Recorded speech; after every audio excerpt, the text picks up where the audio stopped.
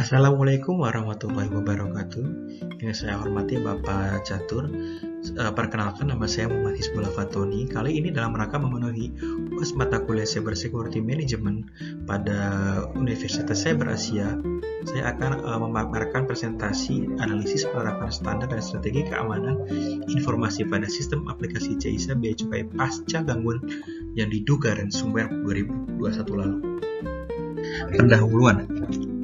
Sistem aplikasi CISA ini adalah tulang punggung operasional Direktorat Jenderal Bea dan Cukai (DJBC) yang mengintegrasikan berbagai layanan kepabeanan dan cukai termasuk impor, ekspor, perbendaharaan, dan pengawasan kepabeanan dan cukai tentunya. Pada tahun 2021, sistem ini mengalami gangguan yang diduga disebabkan oleh serangan ransomware yang mengakibatkan terganggunya layanan dan meningkatkan kekhawatiran akan keamanan data sensitif. Analisis ini bertujuan untuk mengevaluasi penerapan standar keamanan informasi di CISA, mengidentifikasi kelemahan dan merekomendasikan strategi mitigasi untuk mencegah insiden serupa di masa depan.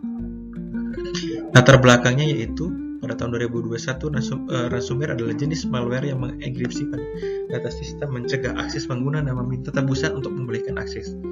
Meskipun tidak ada konfirmasi resmi dari DJBC bahwa gangguan CISA pada 2021 disebabkan oleh ransomware, insiden serupa pernah terjadi pada institusi lain seperti Bank Syariah Indonesia di tahun 2023, menunjukkan bahwa serangan ransomware seperti Lockbit dapat mencuri data sensitif dan mengganggu operasional. Gangguan pada CISA kemungkinan menimbulkan resiko terhadap data sensitif pengguna jasa seperti informasi impor atau ekspor, dokumen hukum, dan data keuangan yang dapat merusak kepercayaan publik dan efisiensi operasional DJBC. Lalu apa saja penerapan standar keamanan informasi? Nah, standar keamanan informasi ini seperti ISO atau IEC 27001 dan NIST PSP 8000-53 sering digunakan sebagai acuan untuk pengelola keamanan sistem informasi. Berdasarkan informasi yang tersedia, CISA telah mengalami pembaruan menjadi CISA 4.0 dimulai pada tahun 2018 yang mengintegrasikan berbagai modul layanan ke dalam satu portal berbasis web. Namun gangguan pada 2021 mengindikasikan adanya celah dalam penerapan standar keamanan berikut. Lalu manajemen risiko keamanan informasi, yaitu kelemahannya itu tidak adanya sistem deteksi intrusi yang memadai dan manajemen kerentanan yang proaktif. Penelitian menunjukkan bahwa banyak organisasi gagal mengidentifikasi celah keamanan sebelum dieksploitasi oleh ransomware. Nah, dengan standar yang relevan yaitu ISO atau IEC 27001 menekankan pentingnya analisis risiko dan pengelolaan kerentanan DJBC. DJBC perlu menerapkan kerangka seperti Octave, Allegro untuk mengidentifikasi aset kritis, ancaman, dan kerentanan sistem CISA. Lalu yaitu kontrol akses dan autentikasi. Yang bentuk kelemahannya yaitu kurangnya pengelolaan akses pengguna yang ketat dapat memungkinkan penyerang memanfaatkan kredensial yang lemah atau akun yang disusupi melalui serangan phishing. Standar yang relevan dengan ISO atau IEC 27001 merekomendasikan penerapan kontrol atas akses berbagai peran base access control dan autentikasi 2 faktor 2FA yang meningkatkan risiko akses tidak sah. Hal ini telah dilaksanakan oleh Direktorat Jenderal Bea dan Cukai. Jadi apabila kita ingin mengakses aplikasi CISA ini dari akun pegawai, maka akan diminta autentikasi 2 faktornya. Lalu yaitu pembaruan sistem patch dan patch manajemen. Pada kelemahannya yaitu sistem yang tidak diperbarui secara rutin, rentan terhadap eksploitasi ketentuan yang sudah diketahui. Gangguan pada CISA mungkin terkait dengan kerentanan yang belum stabil. Dengan standar yang relevan yaitu NIST SP 853 menyarankan pembaruan perangkat lunak secara berkala dan penerapan patch keamanan untuk mengatasi kerentanan. Lalu pemantauan dan deteksi ancaman. Kelemahannya tidak ada sistem pemantauan real time atau deteksi intrusi yang dapat memperlambat respon terhadap serangan ransomware.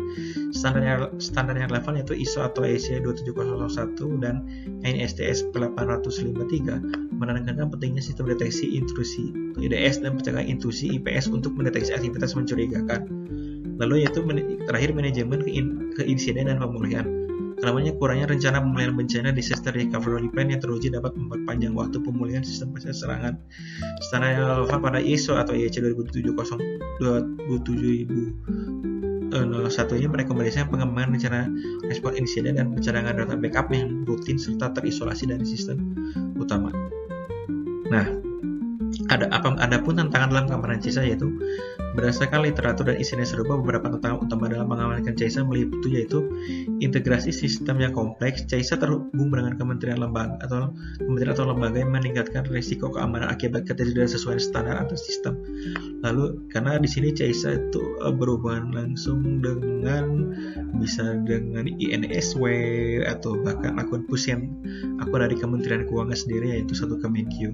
Lalu yang kedua yaitu regulasi yang dinamis. Perubahan regulasi kepabeanan dan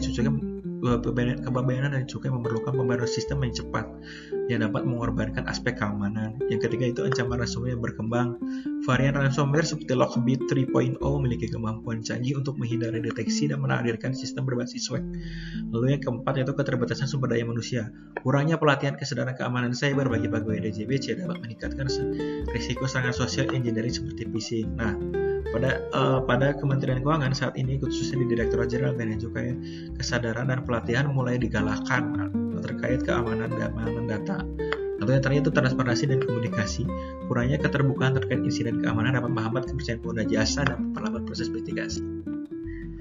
Strategi keamanan informasi yang direkomendasikan yaitu untuk mengenai kelemahan dan tantangan di atas, DJBT dapat menerapkan strategi sebagai berikut, yaitu adopsi standar ISO IEC 27001 dengan rincian menerapkan sistem manajemen informasi berbasis tersebut untuk mengelola risiko keamanan secara sistematis. Yang kedua yaitu melakukan audit rutin menggunakan alat seperti indeks kami BSSSN untuk mengukur kematangan keamanan sistem CISA.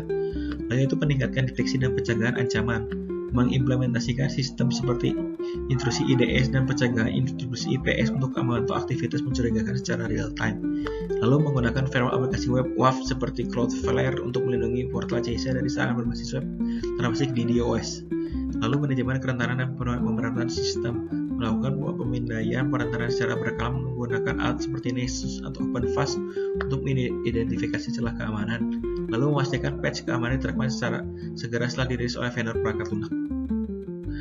Lalu selanjutnya yaitu penguatan kontrol akses, menerapkan autentikasi 2 faktor untuk semua pengguna CISA, baik internal pegawai maupun eksternal, menggunakan model kontrol akses berbasis peran untuk membatasi akses hanya pada data yang relevan dengan tugas pengguna.